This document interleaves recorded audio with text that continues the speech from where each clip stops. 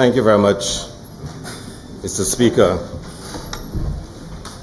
Mr. Speaker, the Prime Minister commenced his presentation on page 3 with an expression of sorrow for the devastating fire at the FRC. And I could not help but wonder if that is not the same Prime Minister who said our patrimony is measured by our credit rating. That is the same Prime Minister who had no regard for the St. Lucia National Trust and the importance of its work. But, Madam Speaker, Mr. Speaker, so it goes. Mr. Speaker, it was the Roman philosopher Seneca, and later adopted by Oprah Winfrey, who stated that luck is when opportunity meets preparation. The SLP government, which assumed office in 2011, had to rebuild St. Lucia in the context of a declining world economy and an economy that was in economic crisis. So the hard work and preparation had to be done. Difficult decisions had to be taken. It included implementing VAT, cutting back on expenditure, and reducing the deficit. All of those actions in a world facing an economic crisis. But it was preparation for the future, for the opportunities that would come once the world economy improved. But in a democracy, you pay the price for unpopular decisions. And so did the SLP, who lost the 2016 elections. However, the preparation was almost completed. It was a matter of opportunity for takeoff to take place. Before that defeat, the member for Beaufort South launched a well-designed CIP and signed MOUs for 4 hotel projects, 3 of them to be built in the South. So the South would be given a particular focus. The member announced that we'll be increasing our bed stock by 2,000 beds, something which is shouted about these days as if it is so novel. But, Mr. Speaker, last year I said that the budget was a blueprint for building a better St. Lucia. It was premised on the actions and the statements of the government in the budget. This budget sees a reinforcement of that approach. Page 3 of the budget address delivered last night states that this is a policy statement that laid bare the areas, and I quote, identified as the next steps towards the ultimate goal of poverty eradication and shared prosperity. And I ask myself, poverty eradication and shared prosperity? From the other side, who is fooling who? On the contrary, Mr. Speaker, this government is continuing to build a better St. Lucia. I am convinced of it. When the PM states in his budget address that there will be no subsidies under the guise of helping out the poor, and every member opposite applauds that, I know we are building a better St. Lucia. When a government minister responsible for social justice can boast that the nice workers were fired because it was not 80% that were SLP supporters, but 95%. I am convinced that a better St. Lucia is being built. When another government minister can boast in his worst accent that he closed down RSL because there were too many political hacks there, then I am convinced that they are building a better St. Lucia. I am convinced that they are building a better St. Lucia when the government, having terminated the laptop program, denying all children a chance to learn and use technology, then donates the same computers to a private school. I know we are building a better St. Lucia when the government refuses to reinstate the distress fund for families who suffer from house fires. Mr. Speaker, I know that we are building a better St. Lucia when you have the holders of the highest office of this land so bent on personal, institutional, and organizational victimization. I know from personal experience. This attitude, this disdain for solutions, this wanton victimization is what I am referring to as a bitter St. Lucia. There is a toxic feeling in this country. I have stated that the government has no bonds in its abuse of power. You mistake bitter for better. It is clear to all St. Lucians that they will do anything to silence me, to break me, to discredit me. If the vicious attack on me was supposed to get me scared and run to hide for shelter, then they don't know me. Mr. Speaker, I don't know how to give up. I don't know how to give up. I only know how to rise up. You are only bringing out the best in me. The best in me. Mr. Speaker, before I continue, I must inform you that I will write to the Commissioner of Police and your good self on the safety of my vehicle during the sittings of Parliament. In a time when there's talk about I've been arrested, talk about my vehicle being seized, I find it unacceptable that the Prime Minister's attaché, Mr. Norbert Williams, will be sneaking around my vehicle in the darkness of the night. Remember just one thing. Refrain from naming persons. Refrain from? Naming. Okay, I won't name. I will see the PM attaché, best known for his bow tie, sneaking around my vehicle in the darkness of the night. And when he is seen, Mr. Speaker, he pretends to be taking pictures of my vehicle. Mr. Speaker, if my vehicle cannot be guaranteed at night, I will have to bring my own security, Mr. Speaker. Mr. Speaker, I have noticed that United PAC, the social media expression of United Workers' Party, and Norbert Williams are in love with me. United PAC, Mr. Speaker, can continue to fabricate, to post, to invent, to do whatever they want. That's part of the game. Mr. Norbert Williams, I really don't want him to be in love with me. Honorable Mr. Member. Speaker, the attaché, Mr. Speaker. And speaking of building a better society, the Prime Minister is leading the charge. No, he wants investigations into St. Jude Hospital, Grindberg, minister's accounts, and of course to satisfy his personal vendetta against me, the Jufali matter. Why the investigations, Mr. Speaker? In the opening remarks of the budget, and I will point out, Mr. Speaker, that when the document was circulated to us, you will notice that certain parts which were expressed last night are not included in the officially circulated document. But in the opening remarks last night, this is what the Prime Minister said.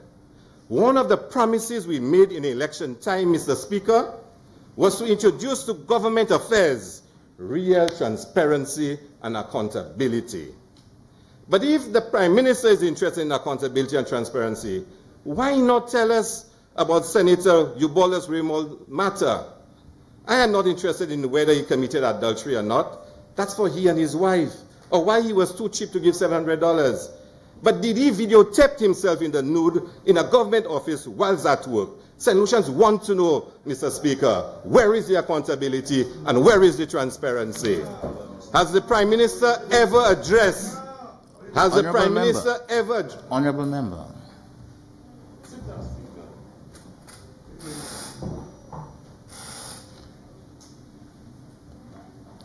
Just be, because I did ask you, do not name. I did ask you not to.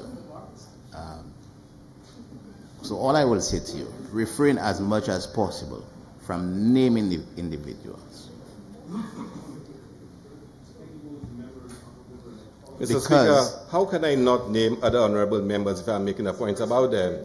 If it's a member in this House, I'll have to refer, you could say to refer by the constituency they represent. But I'm referring to honorable members. Exactly. Okay. Understanding order provides that we do not, we refer to members by the title.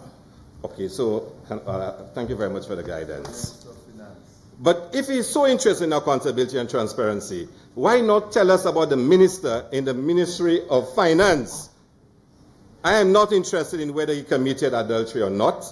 That's for he and his wife, or why he was too cheap not to pay $700. But did he videotape himself in the nude in a government office whilst at work? St. Lucians want to know, where is the accountability? Where is the transparency?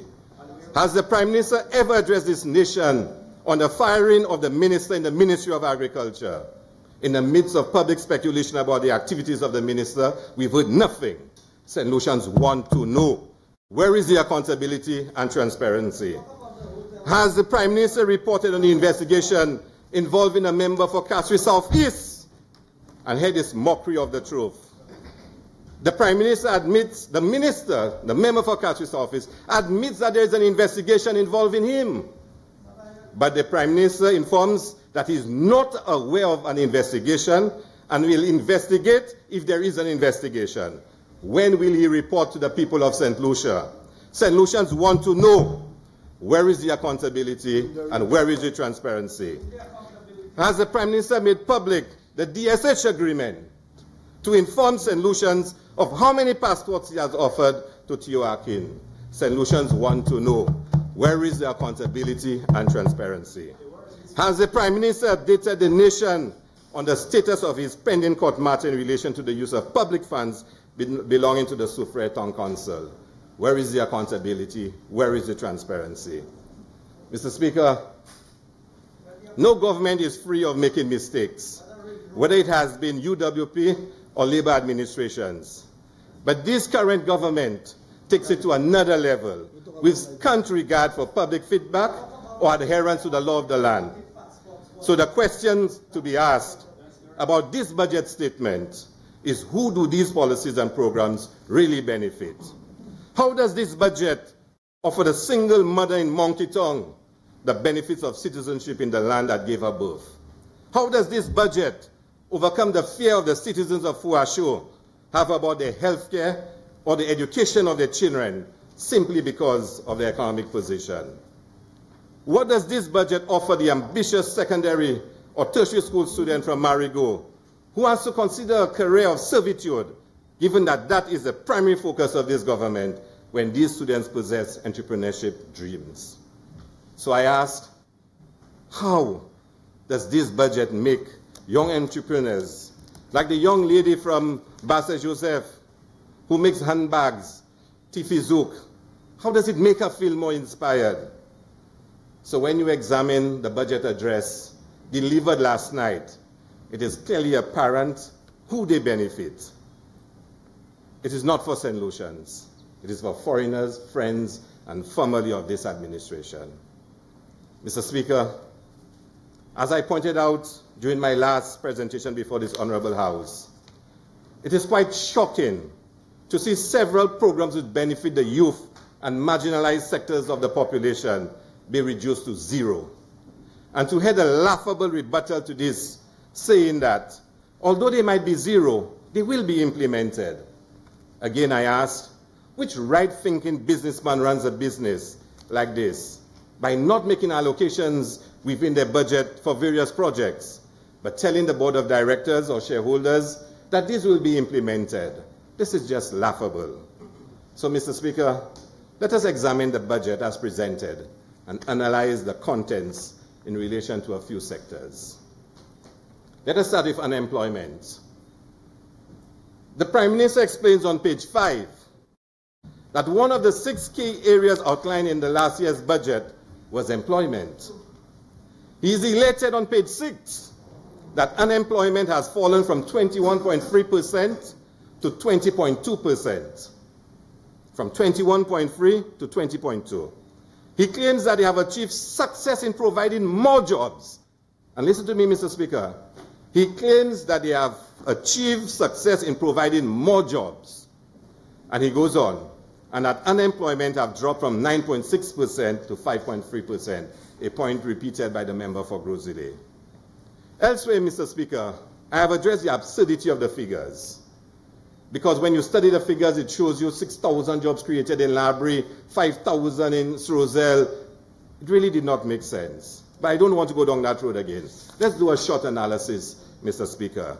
I want you to go to the Social and Economic Review, Mr. Speaker, page 107. You will notice the reason for a decline in the unemployment rate. It is all statistical. And I ask any solution listening to just refer to the Social and Economic Review. On page 107, Mr. Speaker, the number of persons employed in St. Lucia declined from 82,379 to 81,718. I didn't say it, just like the member from Rosalie said. It is in the Social and Economic Review. The number of people employed in St. Lucia declined last year.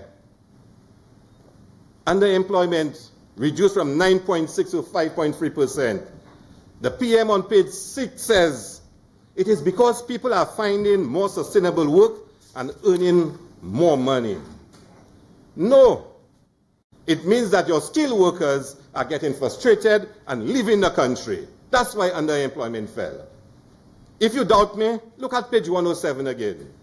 Your labor force is declining. So your labor force is declining. That means less people are looking for work in St. Lucia. That's what it says. And when you have less people employed in St. Lucia, the unemployment dipped slightly. The unemployment did not dip because of any miraculous, vast increase in number of jobs in this country. Less people are working in St. Lucia now than they did in 2016. And I did not say it. The Social and Economic Review said it. Mr. Speaker, let's move on quickly to the estimates. That there's a disjuncture between the estimates, which we debated 2 weeks ago, and the budget as presented last night, a disjuncture. There are zero sums for sporting programs, zero sums for major programs in the Department of Infrastructure. And I pointed out during the estimates debate that these programs total approximately $12.8 million. They all zero rated. The member for Castries North and Minister for Infrastructure explained that they will be done by build and finance mechanism. So the amount could not be put in the estimates. Listen to this. Those works will be done through the build and finance mechanism, so the estimates could not have been put into the figures could not have been put in the estimates. This is madness. Because you could have put projected costs, assessed costs, number of ways you could do it. But think about that. When there was no money, I could have accepted that explanation. Because under the SLP government, it was done. Roads were built under the bill and finance option. But now, there is a fuel tax. So there is money. There is no need for a build and finance option to be considered by the government because there is money. So, Mr. Speaker, taxes have been collected on the books because the estimate shows how much will be collected, but they have been spent off the books. Only zeros been stated. But now, on page 42, the Prime Minister announces last night, 42 million for slope management. There was zero in the estimates. 12 million for stabilization mitigation. There was zero in the estimates. And 7 million for river desilting. There was zero in the estimates. All those figures are to be spent over 3 years. Page 42 in the budget address. So there was zero in the estimates. And in the budget address, there are millions being stated. I wonder what's the real answer. Is it the bill and finance approach? Or is it some parallel budget that exists somewhere that has not been presented to this House? It goes on, Mr. Speaker. On page 51 of the budget, the Prime Minister speaks of a loan of US $50 million to be invested in road repairs and improvements and refurbishment of school. In the budget, he says there's going to be a loan of $50 million US for roads. But the estimates at zero. Page 44 also speaks of another loan from the Taiwanese of $100 million US for the airport. Although the estimates only says 15 million US a year for airport tax, the Prime Minister says $15 million from airport tax will be used to repay the loan. The estimates only says we'll collect about 10 million or 11 million from airport tax. So I don't know how the balance will be raised. And the PM announced, listen to this, Mr. Speaker, that the redevelopment of the airport will start before year end. So in his budget statement, he is stating that he's getting a loan of 100 million for the airport. He's getting a loan of 50 million US. Totally, that's 400 million is in loans. But the estimates are zero. So if the project is going to start before the end of the year, it means the monies would be available. But I heard nothing about international tendering and bidding for an airport that will start in a few months' time. How can a project that would cost $100 million in St. Lucia, and you heard nothing about international tendering and bidding? And we all remember what happened in the last attempt under this government to refurbish the airport. Page 53 in the budget statement again last night, Mr. Speaker. Financing of the budget. And this one really baffles me. There is no mention of the US $100 million, nor US $50 million loans from the Republic of China and Taiwan. The Prime Minister presents a budget, says to us how he's going to finance it. He says in there he's getting a loan of $100 million US and another loan of $50 million US, but he never says in the financing that he's getting those loans from the Taiwanese. Why not? Is it because our borrowing now will be more like $700 million and not $300 million as stated in the estimates? Because the estimate says that the government is going to borrow $300 million for the financing gap. But yet, the budget address speaks of an additional $150 million in loans that the government will get for projects that will start this year. Why is it not stated? Because if the $700 million is put in, and borrowing now becomes $700 million and not $300 million, the deficit will be widened, the balances would be widened, and debt to GDP would explode. Why is there a disjuncture between the budget statement last night and what the estimate has? Let's move on, Mr. Speaker. Let's take a look at tourism. A responsibility of the member for Ansari Canaries. And he asked me, which movie am I looking at? It's all in the budget statement. Go and read it. Solutions can take it and read it. Mr. Speaker, a cursory look at the data on the performance of visitor arrivals will suggest that there was significant growth, as the Minister of Tourism has been touting. Indeed, the numbers have grown significantly. Stayover arrivals has increased by 11%. Cruise arrivals have increased by 14%. And St. Lucia crossed the 1 million visitor mark in 2017. And the minister was boasting that it was the first time St. Lucia crossed the 1 million visitor mark. But let's take a closer look at the data. The big question is, what are the new initiatives can the Honorable Minister point to that has led to that growth that he so proudly boasts of? What are the major initiatives? In the first case, Mr. Speaker, and for the records of the House, it is not the first time that we have surpassed the million visitor mark, as it was achieved in 2009, it was achieved in 2010, and then again in 2014, and in 2016. And there was growth, significant growth for the first 6 months in 2016, before he came to office, and then it slipped thereafter to the end of the year. This administration has had the benefit of 500 additional rooms with the establishment of the Royalton Hotel, which was started under the previous SLP administration. This accounts for much of the growth that he boasts about and has contributed little towards. 456, correct. With the Royalton came the Sunwing flights out of Canada as well. Those are sister companies, and discussions with them started way back in 2015. This administration cannot claim to that either. This, Mr. Speaker, has added to growth from the Canadian market. Out of the UK, there is the additional flight put on by Thomas Cook. Those discussions started at the end of 2015 and early 2016. Again, nothing that this administration can claim as contributing to their success in the UK market. And discussions for the additional winter service by United Airlines, which commenced late in 2016, started earlier that year, prior to his assumption to office. And that was always part of the St. Lucia Tourist Board growth strategy for the US market. Again, nothing that he can claim as originated under his tenure as minister. And we cannot discount the fact that St. Lucia would have benefited from the redirection of business from the northern territories, which suffered from the active and devastating hurricanes of 2017. This is the same explanation for the increase in cruise arrivals. So what we have in summary, Mr. Speaker, a minister gloating about passing the million visitor mark, which was achieved before. A minister having 500 more rooms to add to the capacity of the island that he had nothing to do with.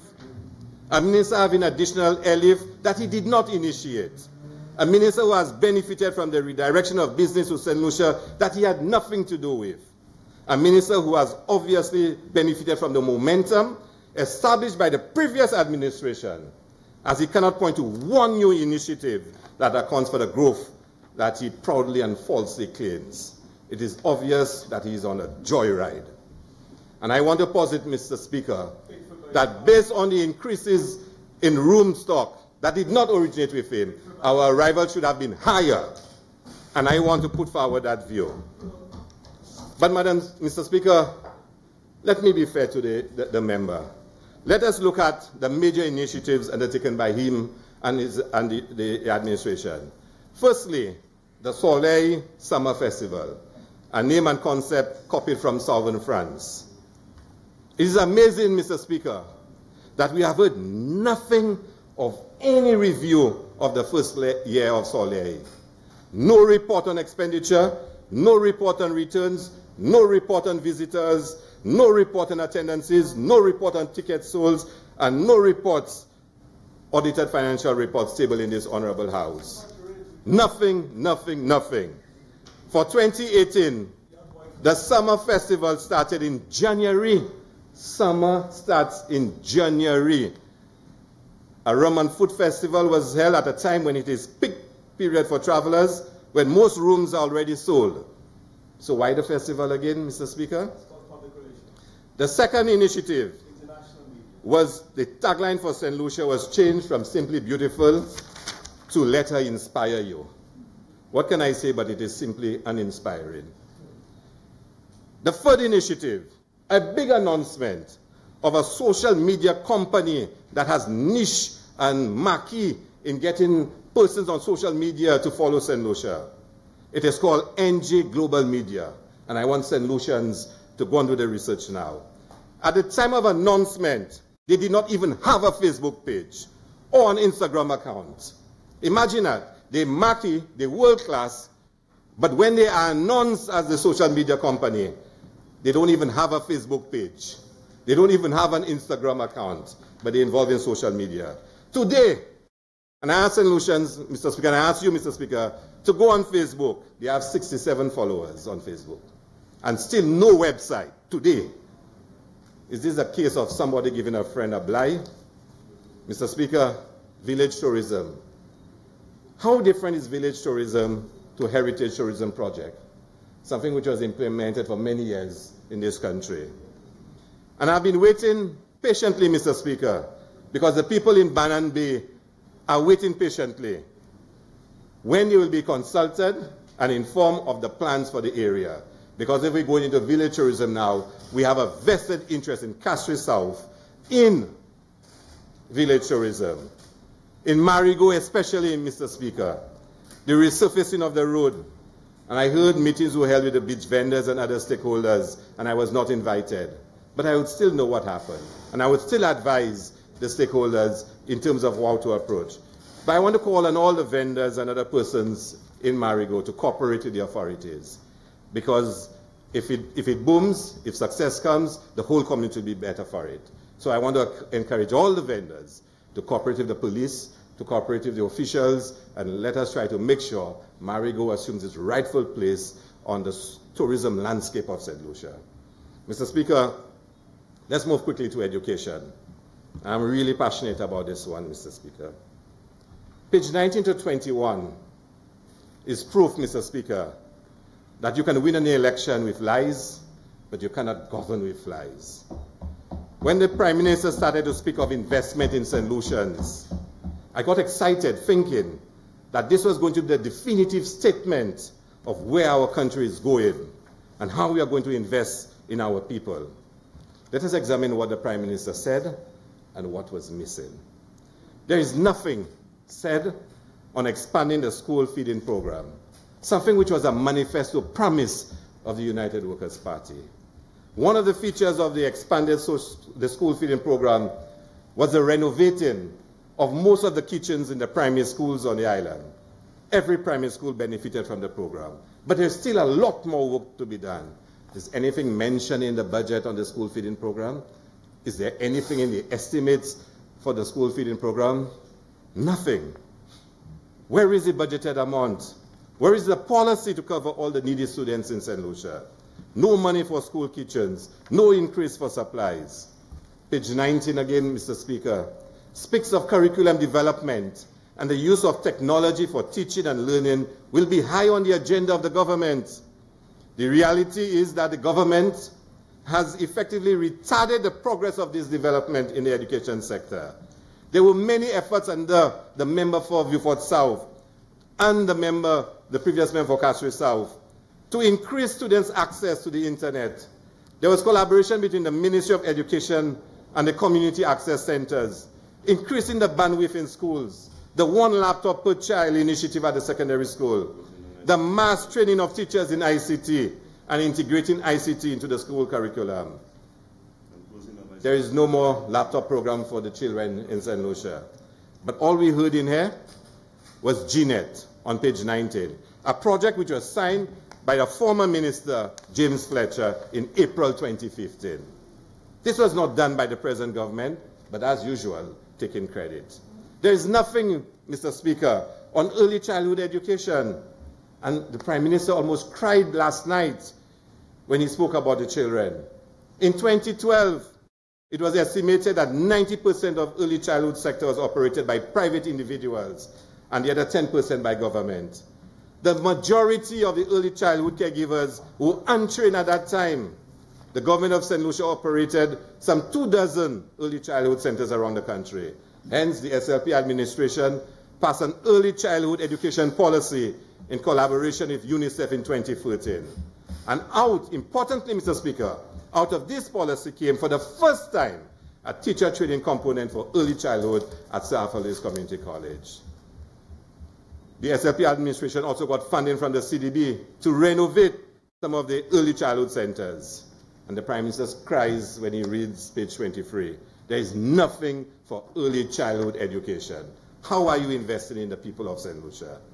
There is nothing on teacher training. There was a program to ensure that all teachers move towards having a 4-year teacher degree in education to make sure our teachers, and the Prime Minister is the biggest critic of the quality of teaching in this country. Yes. But I saw nothing in this. Instead, there was a termination of the program at Sir Arthur Lewis. You see, Mr. Speaker, the problem with the education system is the scant regard given to the sector by the present minister and government. There is really no investment in our people. And like somebody told me, the ministry is like Hollywood. Everybody acting. The PS is acting. The chief education officer is acting. The district education officers are acting. And even the minister is acting. Because there were, and Mr. Speaker, because there were several major and key education meetings and conferences where the Minister for Education was not present. The St. Lucia Minister for Education has been absent at several of those major conferences. And let me state some of them, and she can always explain whether she was there or not. The UNESCO Conference for Ministers with Responsibility for Education held in Paris in November 2017.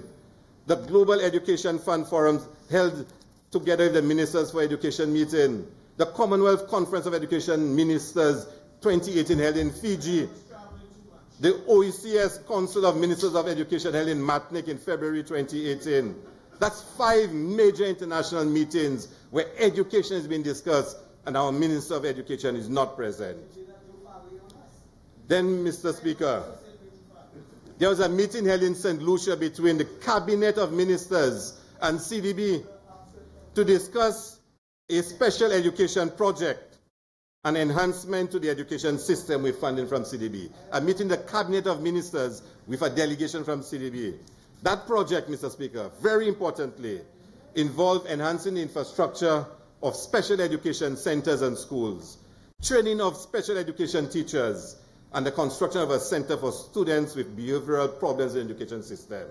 Something which was conceived by the Labour Party in 2015. The CDB came to have the final discussions on the project with the government of St. Lucia. The minister was on island but not present. Why? And this is the crux of the matter facing our education system. There is no regard for the teachers, for the students, and the school plans. But I want to say something about the 43% before I end on education. I watched the Prime Minister with all his drama explaining what he meant. And he said that he misspoke and that he was allowing the discussions to go where it was and to see what would be the reaction. And the Prime Minister went on to say that the most important thing was that the system was failing the youth. And I want to ask the Prime Minister, where were you ever fighting for the youth of this country? Where? In 1996, only 43% of students who passed common entrance could get a secondary school place. 43%. Not that only 43% passed, you know. Only 43% of those who passed could have gotten a place in a secondary school. In 1996, 5,102 students had a common entrance, but there were only 2,208 places. By 2006, 4,141 students had a common entrance, and every child was guaranteed a place. This is what the St. Lucia Labour Party did. So yes, 43% of St. Lucians male only have a primary school education, because that 43% could not have gone to a secondary school to get an education because there were no school places. And yes, that number could have been much higher if the SLP did not ensure that there was universal secondary education. And Mr. Speaker, I'll tell you something. There may be issues with the universal secondary education, and when the Central Labour Party gets back into office, we will fix it. We conceived of it, and we know how to fix it. Mr. Speaker, let's look at investment. And I heard the member for Roselle Saltibus earlier today, and he usually says that he's not a politician, but today he sounded like he had finally become a politician. So I hope he can provide some responses on the investment policy for this country. Mr. Speaker, the SLP had signed for 4 hotel developments. None have started. Why? None have started. So let us start examining some of them and understand what's the investment policy of this government. Range development at Black Bay. Mr. Speaker, I have been very critical of the deal which was done with Ridge Developments. The Prime Minister thought it better, rather than let range developments follow the traditional CIP real estate approach, to allow them to earn monies through the donation mode, which will be given to them at a loan of 2%. What's the status of the hotel? I want the Prime Minister to inform the people of St. Lucia, what is the status of the range development at Black Bay? But more importantly, what has become of the deal that was done with Range?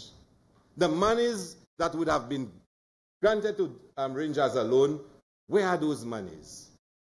And what are the claims of Range on this country? We need accountability and transparency.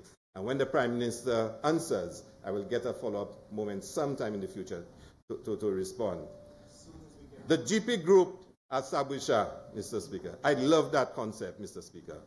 And although the member for Roselle at the time did not support it, I think he had said he preferred warehouses in Roselle. And you know why I liked it, Mr. Speaker? Because the developers wanted to build a hotel that was integrated with the community, the historical nature of the community. That they were going to design it to fit into the landscape. They were going to build a market within it where the local, and you know Roselle is very well known for some of its products, would come and sell. It would have a cultural amphitheater because of what Shabusha used to be. And I'm very disappointed to see what has become of this. The concept has changed. And it is now just another hotel in another very important historical area of St. Lucia. Maybe the Prime Minister can tell us what's happening to the hotel in Belvedere by the Boca group. What's happening? The member for ancillary canneries can probably tell us some more. We're already in discussions with developments at Canals and Forbay. What has happened to those developments? What has happened to them? So the Prime Minister and government says they have a new model for investment. So let's examine the new model. Range at Black Bay. How can the Prime Minister and ministers explain to St. Lucians that they're going to take $400 million of our passport CIP revenue and give it to a developer at 2% interest? We said in this house that this was risky. It was unnecessary. It was a bad idea. And the Prime Minister said we did not know what we were talking about. We said, what if he decided he was not building the hotel anymore? What was his risk? What would he be losing? We would be the losers. St. Lucia would be the losers. And today, will this hotel be built?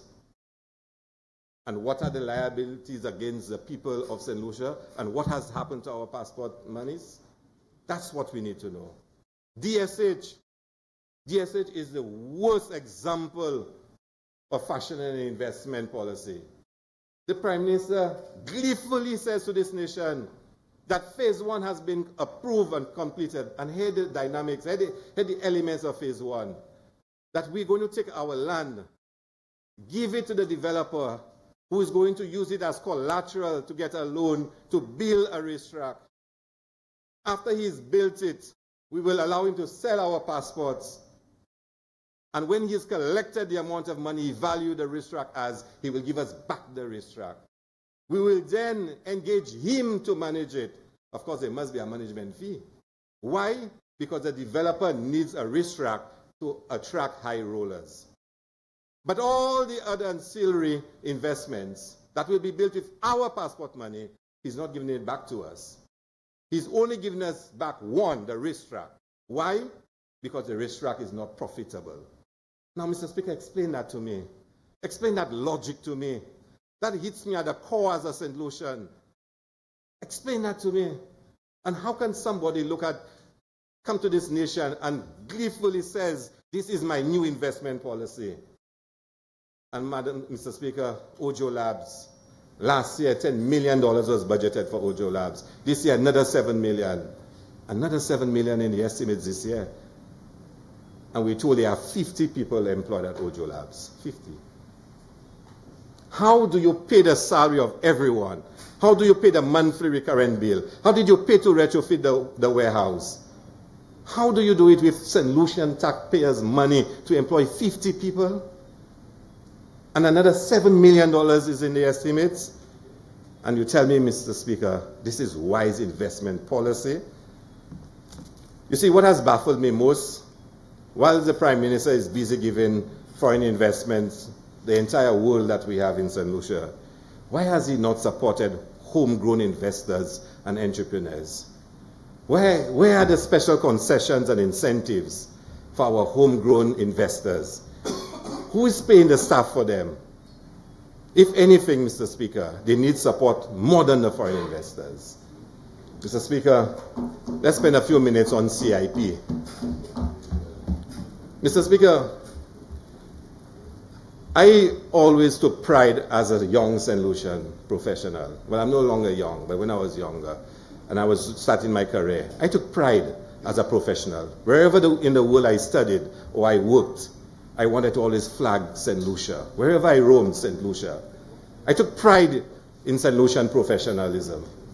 And Cricket World Cup restored and enhanced my faith in the professionals that we have in St. Lucia, across all sectors.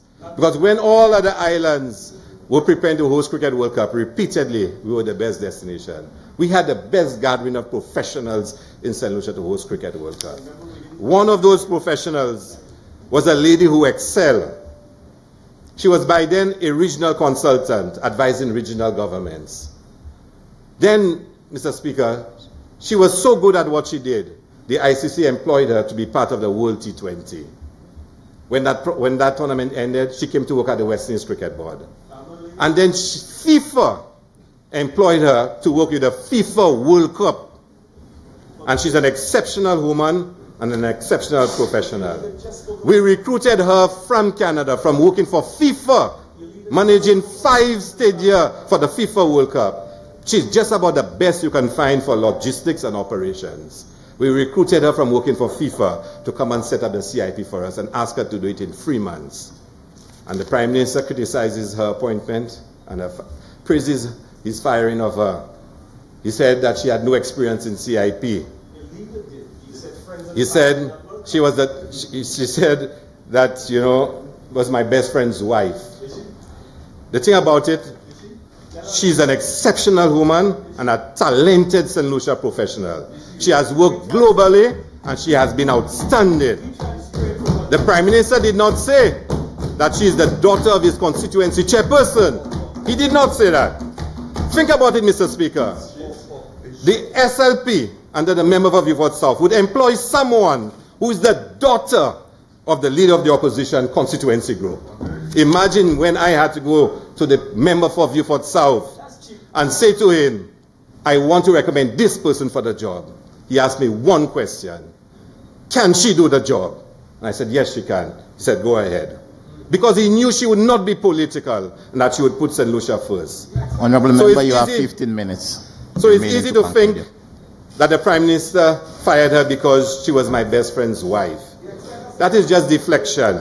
She was fired because of what she refused to do at the CIP. But can I ask the Prime Minister, did the person he appointed to replace her have any CIP experience? Did the chairman he appointed have any CIP experience? Did anyone he appointed to the board have any CIP experience? When the CIP started, there were 3 people in St. Lucia who were following CIP conferences. Mr. Nicholas John, Mr. Thaddeus Antoine, and myself. The Prime Minister has destroyed the CIP. Destroyed it. Yet he says he does not want my advice. No problem, Mr. Prime Minister. If you had taken the advice on this side, you would not have St. Lucia in the embarrassing position that you have placed St. Lucia. It is not you that's the loser, Prime Minister. It is St. Lucia that loses. Firstly, we warn you not to lower the price, that it would start a price war. We had spoken to the other islands and we respected their views, that they did not want a price war. Instead, we saw a strategic opportunity to carve out a niche area for St. Lucia. We were going to be exclusive and we were going to be premium. Prime Minister said, no, you all don't know what you're all about. Secondly, we warn him not to remove the net worth of $3 million. This would attract low-value individuals who most likely would be problematic. And thirdly, we warn him about the due diligence and its importance, and that he should not, and that there should be no political interference in the due diligence process. Mr. Speaker, he refused all the advice we gave him. And the price for a St. Lucian donation moved from 200,000 US to 100,000 US in January of last year. I just want to give you a little comparison. For last year, it was reported that we processed 279 applications. St. Kitts, after the hurricane in September, reduced their price to 150,000 US, and by February had processed 575 applications. Think about that. St. Lucia for an entire year, as 100,000 could barely process 279, and St. Kitts in about 5 months can process about 500 odd applications. The performance of our CIP has been deplorable, and it is because the Prime Minister messed it up. And then the Prime Minister has to explain to us, why did he have to revoke persons that you've just given citizenships and passports? Why? And the Prime Minister has to tell us how many other persons that have already been revoked but have not been gazetted yet. How many more? Because I know there are others. And then most importantly, how will the Prime Minister deal with all the lawsuits that will come his way? That's critical, Mr. Speaker. This thing is just starting. It's affecting our reputation globally because persons are being revoked and people are being accused of committing crimes, and a lot is being said. But, Mr. Speaker, it will get a lot worse if you cannot adequately proves some of the things that have been said. But, Mr. Speaker, the most important thing for me on the CIP is where is the missing CIP monies? Because, Mr. Speaker, by my maths and by what was stated in the estimates, there's a considerable gap. And I am sure there's a very good explanation, Mr. Speaker, of why there is such a gap. We asked the Prime Minister during the budget, the estimate debate, can you just please explain to the people of St. Lucia? I would hate to believe there is not a good explanation. So, Mr. Prime Minister, provide the people of St. Lucia with the explanation of why there is such a gap, Mr. Speaker. Mr. Speaker, the Prime Minister announced in the budget last night about a residency program. Just a couple weeks ago, Mr. Speaker, the OECD said that CIP programs are being used to get tax residency and thus avoid paying tax. Their citizens, that is. CIP programs in the Caribbean, St. Lucia was not part of it, said, no, that's not true, because you must reside in a country for 180 days for you to qualify to pay tax. So persons have citizenships, but they don't reside in our territories, so they don't pay tax, so we cannot be faulted for they not paying tax. The Prime Minister did not say a lot last night about the residency programs. But under the residency program, they will no longer require 180 days, and thus they are falling right into the arguments being advanced by the OECD. Right into it. The exact thing the OECD is saying they do not want. The Prime Minister announced last night that that's what we're going to do in St. Lucia. The reason why we went on a blacklist in the first place is because this administration passed a headquarters agreement, at least one of the reasons, that was seen as contributing to tax-based erosion, Mr. Speaker. And I'm saying, Mr. Speaker, and I want it noted, Mr. Speaker, I want it noted that the Prime Minister should not be mocking the EU and the OECD by announcing that you're going to do something further to erode their taxes. We will go right back on the blacklist. We warned the Prime Minister before. He did not listen to us. And we're going to find ourselves in the same difficulty again if the Prime Minister does not listen. He doesn't want my advice, but what I can suggest to the Honorable House, the Prime Minister should prepare a white paper for discussion, circulate it to other persons outside of this Honorable House to get their feedback. We have some very good persons in this country, professionals in the financial services sector, who can give him some very good advice. And a word of caution, Mr. Prime Minister, be very careful before you go any further. So, Mr. Speaker, in conclusion, this budget is not for the people. It is for foreigners, friends, and family of the United Workers' Party administration. Mr. Speaker, we've been asked, in exchange for a job, to forget our rights, the right to our beaches, our right to our patrimony. We have been asked, in exchange for hotel development or racetrack development, to forget about the sale of our passports and the need for proper due diligence. We have been asked, in exchange for a new road, to forget that $2 million was added to the price. We have been asked, in exchange for a retaining wall, to forget that over 30 direct purchase awards were given in one day. We have been asked, in exchange for a drain, to forget about an explanation on how our fuel tax money, which is supposed to be in a lockbox, is being spent. We have been asked, in exchange for a new airport, to forget that there have been no international tendering and bidding. Mr. Speaker, we can't forget those things. St. Lucia is the land that we love. Wherever we roam, St. Lucia. Our resources are finite, and these should be vested in our people and in our business community to spur confidence and stimulate economic activity, and not just hand over to foreigners for their own good, and then export all the spoils to their homeland or some other jurisdiction and leave us barren. I cannot support this budget. Thank you very much, Mr. Speaker.